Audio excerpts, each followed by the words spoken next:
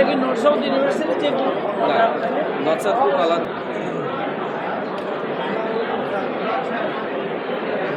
হচ্ছে এদিন পত্রিকা কার মালিকানায় আসছে, কোন গ্রুপের ব্যবস্থাপনায় অনেকদিন ধরে খুঁজছিলাম।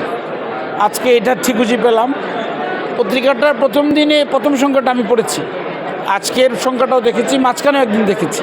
আমার ভালো লেগেছে পত্রিকাটা। আসলে যারা এখানে কাজ করতেছে এই পত্রিকায়, এরা স্টোরিটাকে পাঠকদের উপযোগী করে। পাঠকরা আসলে কি চায়, কীরকম হেডলাইন চায়, কীরকম মানে হেডলাইন দেখে তো আসলে পত্রিকার ভিতরে ঢোকা, সেই জিনিসটা এরা ধরতে পেরেছে।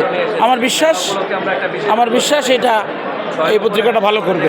না না, কারোর সঙ্গে কম্পেয়ার করছি না। এটা একটা স্বতন্ত্র, এটা একটা ইউনিক অবস্থায় আছে। এই যে আজকে যারা শিরোনামটা করেছে ৩০ মানুষের সাজা, হ্যাঁ, এটা আপনার এটা হচ্ছে মানুষের স্পিরিট। মানে যারা এই বিপ্লবের পক্ষে ছিল, নিশ্চয়ই পত্রিকাটা একটা পজিশন নিয়েছে। আমার ভালো লেগেছে। আত্মা ঠান্ডা হয় নাই। হ্যাঁ, আরও ফাঁসি হওয়া উচিত ছিল। তার বাবার যেভাবে উনি বলেছে, এভাবে এটা ধারণ করেছে, এটা ভালো লেগেছে। এটাই হওয়া উচিত।